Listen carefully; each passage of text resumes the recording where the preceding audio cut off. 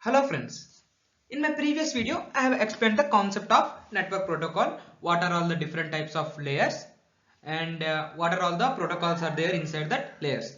Okay, now let us solve a sample question from the model paper. Okay, so question is given like, why do HTTP, SMTP and IMAP run on top of TCP rather than UDP?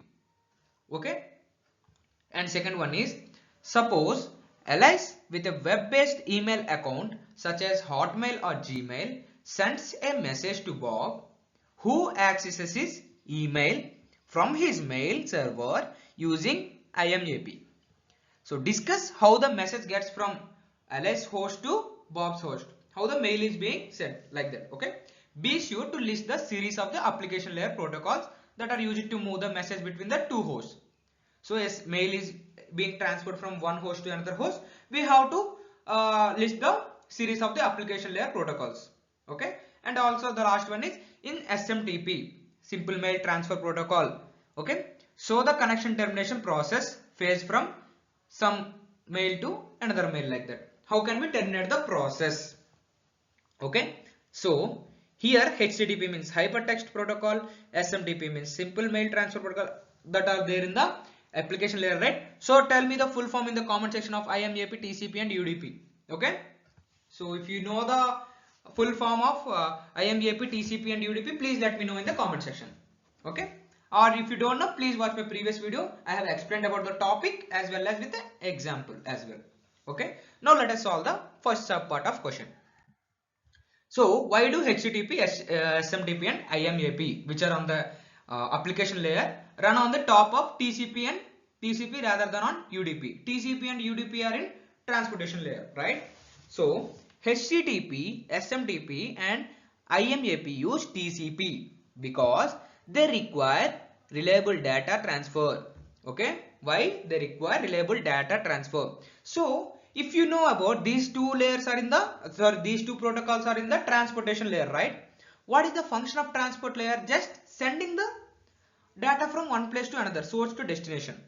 So these are all the two protocols. So I have told already example in my previous video while explaining TCP and UDP. What that example? Courier.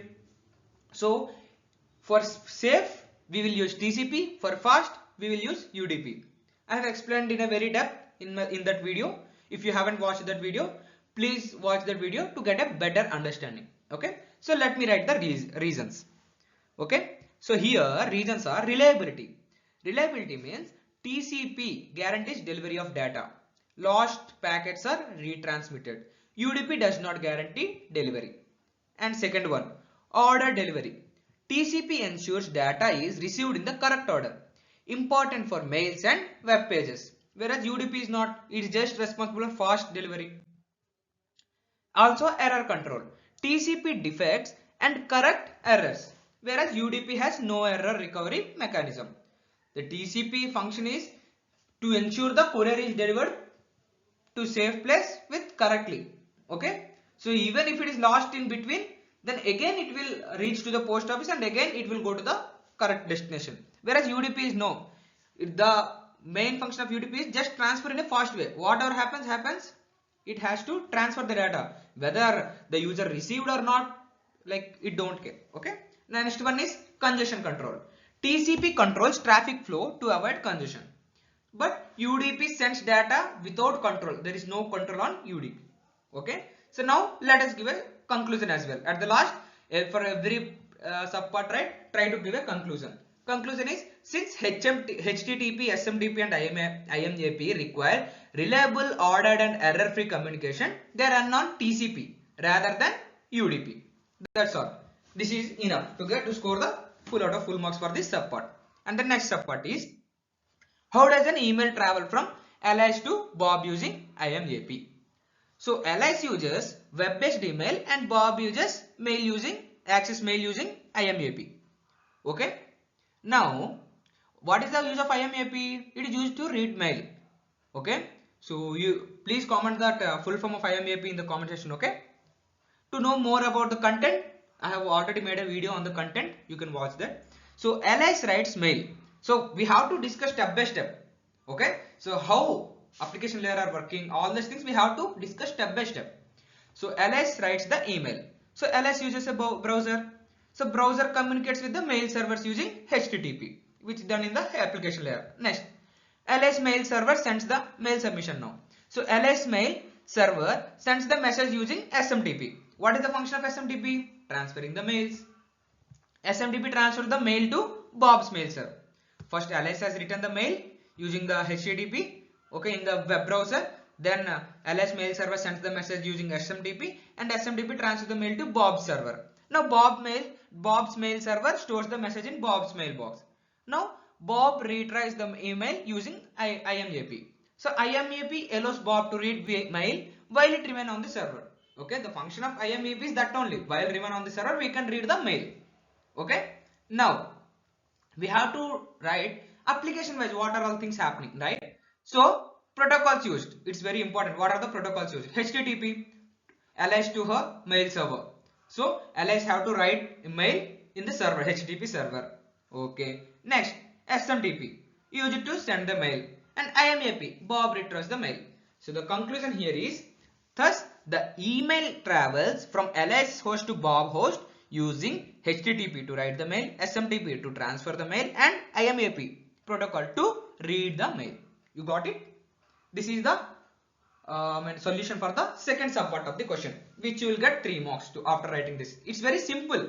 You just have to connect these network protocols and everything, right, to our daily life.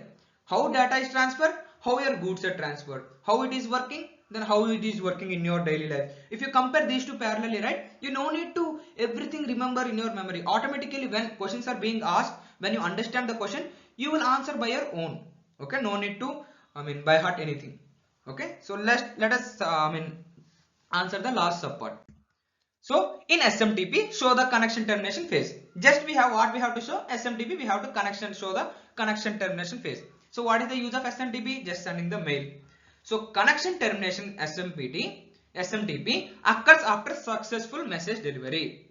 When it occurs after SMTP, after a successful message delivery. So first what happened? First the sender will write a mail, right? So he will send a quit. Okay, sender sends the quit, and receiver replies with 221 server closing transmission channel. It will receive a message with 221 service closing transmission channel. Okay, then the TCP connection will be closed. This is the what? Conclusion you have to write. The SMTP session ends using the quit command followed by server acknowledgement. Just write this, you will get the 1 mark. Okay, so even if you write this one line as well, it's enough, but to explain you, if you write more, it will be good. Okay, so with this we have concluded the solution of the second question of from the computer networks.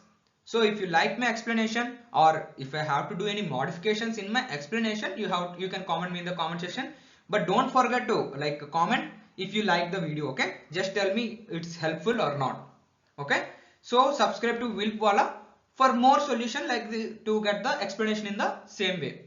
Now we will come with another topic and with another question in the next videos. Thank you.